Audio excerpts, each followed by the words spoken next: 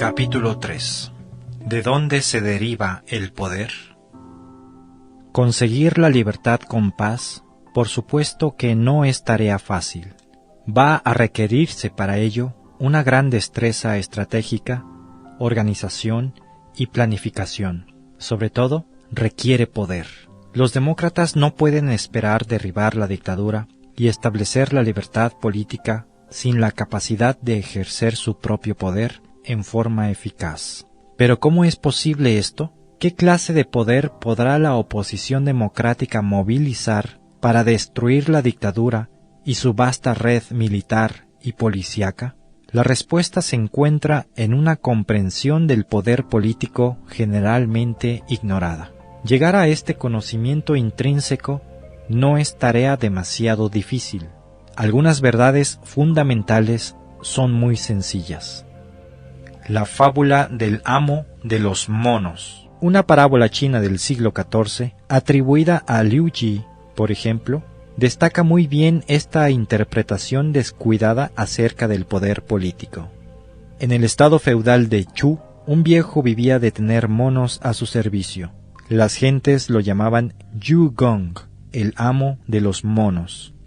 Todas las mañanas el viejo reunía a todos los monos en su patio y ordenaba al más viejo que condujera a los demás a la montaña a recoger fruta de los árboles y matas. La regla era que cada mono tenía que darle al viejo la 10ª parte de lo que recogiera. Los que no lo hacían eran brutalmente azotados. Todos los monos sufrían amargamente, pero no se atrevían a protestar. Un día, un monito les preguntó a los otros: ¿Fue el viejo quien sembró los árboles y las matas? Los otros le respondieron: no, brotaron solos. El monito les dirigió otra pregunta: ¿no podemos nosotros coger la fruta sin permiso del viejo? Los otros replicaron: sí, todos podemos hacerlo. El monito siguió: entonces, ¿por qué tenemos que depender del viejo? ¿Por qué tenemos que servirlo? Antes que el monito hubiera terminado su discurso, todos los monos de pronto se sintieron iluminados y despertaron. Esa misma noche, al observar que el viejo se había quedado dormido, los monos rompieron las barreras del vallado donde se hallaban encerrados y destruyeron el recinto por completo. También se apropiaron de cuanta fruta el viejo tenía guardada y se la llevaron al bosque y nunca más volvieron. Al fin, el viejo murió de inanición. Yu Lixi dice: algunos hombres en el mundo gobiernan a su pueblo mediante tretas y no por principios rectos. ¿No son estos iguales al amo de los monos? La gente no se ha dado cuenta de su embrutecimiento. Apenas se les ilumine el conocimiento, las tretas dejarán de funcionar. Los recursos que necesita el poder político. El principio es sencillo. Los dictadores requieren la ayuda de los gobernados, sin la cual no pueden ni disponer de las fuentes de poder ni conservarlas. Entre las fuentes del poder político se encuentran las siguientes: la autoridad, la creencia entre la gente de que el régimen es legítimo y que tiene el deber moral de obedecerlo. Los recursos humanos, la cantidad e importancia de las personas y grupos que obedecen a los gobernantes, cooperan con ellos o los apoyan. El conocimiento y las destrezas, los que el régimen necesita para llevar a cabo acciones específicas y que les son suministrados por las personas y grupos que cooperan con él. Los factores intangibles, los factores psicológicos e ideológicos que pueden mover a la gente a obedecer y a apoyar a los gobernantes. Los recursos materiales, hasta qué punto controlan los gobernantes la propiedad o tienen acceso a ella, los recursos naturales, el sistema económico y los medios de comunicación y transporte. Y las sanciones, castigos con los que se amenaza o que se aplican a los desobedientes o a los que no colaboran, para asegurar su sumisión y cooperación, necesarias ambas para que exista el régimen y para que ponga en práctica sus políticas. Todas estas fuentes, sin embargo, dependen de la aceptación del régimen, del sometimiento y obediencia de la población al mismo y de la cooperación que le brindan innumerables personas y muchas de las instituciones de la sociedad. Estas fuentes no están garantizadas. Una plena cooperación, obediencia y apoyo harán más asequibles los recursos que el poder necesita y, en consecuencia, fortalecerán la capacidad de obrar de cualquier gobierno.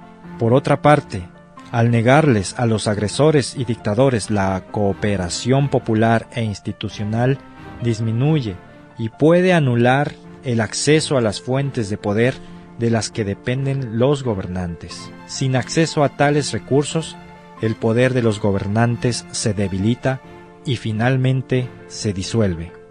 Naturalmente, los dictadores son sensibles a las acciones o ideas que amenazan su capacidad de obrar como les dé la gana. Por lo tanto, ellos están dispuestos a amenazar y castigar a quienes los desobedezcan, les hagan huelgas o dejen de cooperar con ellos. No obstante, aquí no acaba el cuento. Ni la represión, ni cuantas brutalidades se cometan, siempre resultan en la recuperación del grado de sumisión y cooperación que el régimen necesita para funcionar. Si, a pesar de la represión, se pueden restringir o recortar durante un tiempo suficiente los recursos de los que depende el poder, los resultados pueden ser la incertidumbre y la confusión dentro de la dictadura. Es probable que sobrevenga entonces un notable debilitamiento de su poder. Con el tiempo, el quitarle los recursos al poder producirá la parálisis y la impotencia del régimen y, en casos muy severos, su desintegración. El poder de los dictadores se irá muriendo lenta o rápidamente de inanición política. Por lo tanto, el grado de libertad o tiranía que existe bajo cualquier gobierno es en gran medida un reflejo de la relativa determinación de los súbditos de ser libres y de la voluntad y capacidad de éstos de ofrecer resistencia a los esfuerzos que el gobierno haga por esclavizarlos. Contradiciendo la opinión popular, aún las dictaduras totalitarias dependen de la población y las sociedades que gobiernan, como apuntó el politólogo Carl W. Deutsch en 1953. El poder totalitario es fuerte solo si no tiene que ejercerse con mucha frecuencia. Si el poder totalitario tiene que imponerse sobre toda la población y en todo momento, no es probable que se mantenga vigoroso por mucho tiempo. Como los regímenes totalitarios requieren más poder que cualquier otro tipo de gobierno para relacionarse con sus gobernados, tiene una necesidad mayor de que los hábitos de sumisión estén más amplia y firmemente extendidos entre su pueblo.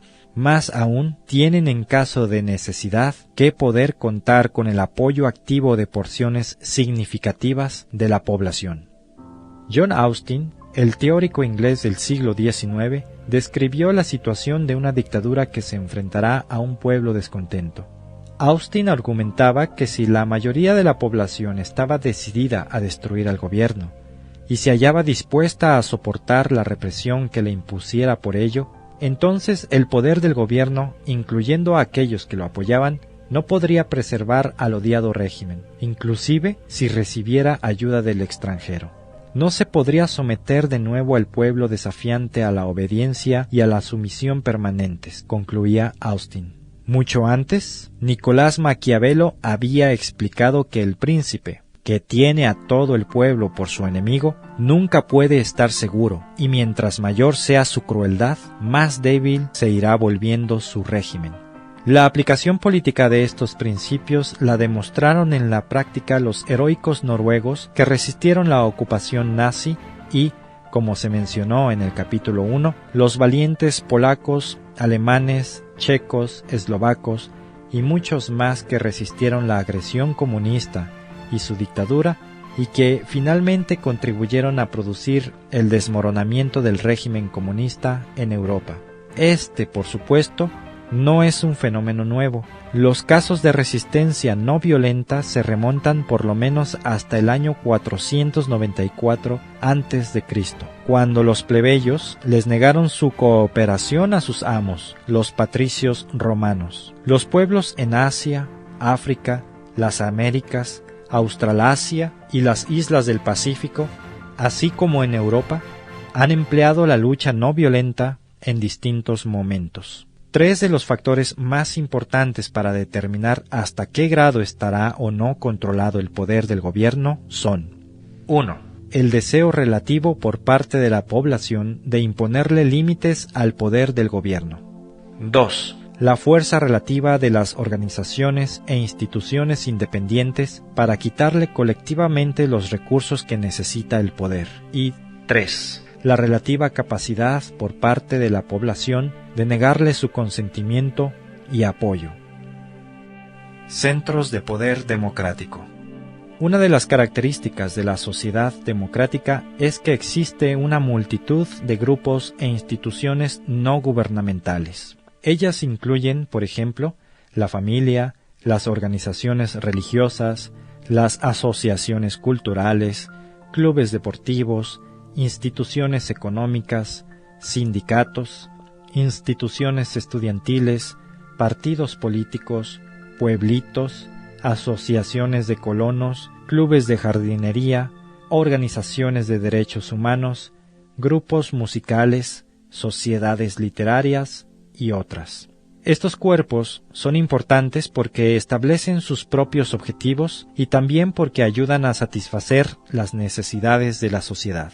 Además, estos cuerpos tienen un gran significado político. Suministran las bases grupales e institucionales para que la gente pueda ejercer su influencia en la sociedad y resistir la de otros grupos o del gobierno cuando estos claramente se inmiscuyan injustamente en sus intereses, actividades y propósitos. Los individuos aislados que no son miembros de estos grupos, por lo general se hallan incapacitados para producir un impacto significativo en la sociedad, mucho menos en el gobierno, y ciertamente no en una dictadura. Por lo tanto, si la autonomía y libertad de tales cuerpos puede ser suprimida por los dictadores, la población quedará relativamente indefensa. Además, si estas instituciones pueden ser controladas dictatorialmente por el poder central o sustituidas por otras bajo control de aquel, podrán ser utilizadas para controlar tanto a los miembros individuales de estas como a las áreas correspondientes de la sociedad. No obstante, si la autonomía y libertad de estas instituciones civiles independientes fuera del control gubernamental se pueden mantener o recuperar, éstas serán de suma importancia para la aplicación del desafío político. El rasgo común en los ejemplos citados, donde las dictaduras han sido desintegradas o debilitadas, ha sido la valiente aplicación masiva del desafío político por la población y sus instituciones. Como hemos afirmado, estos centros de poder sirven de bases institucionales desde las cuales la población puede ejercer presión o resistir los controles dictatoriales. En el futuro, serán una base estructural indispensable para una sociedad libre. El crecimiento continuado y la independencia de las mismas, por consiguiente, es a menudo el requisito previo para el triunfo de una lucha de liberación. Si la dictadura ha tenido éxito en destruir o controlar los cuerpos independientes de la sociedad, será importante para los que ofrezcan resistencia crear nuevos grupos sociales e instituciones independientes o tratar de recuperar el control de los cuerpos sociales supervivientes o de los parcialmente controlados. Durante la Revolución Húngara de 1956 al 57, apareció una multitud de consejos de democracia directa, que llegaron a juntarse inclusive para establecer durante varias semanas todo un sistema federal de instituciones y gobierno.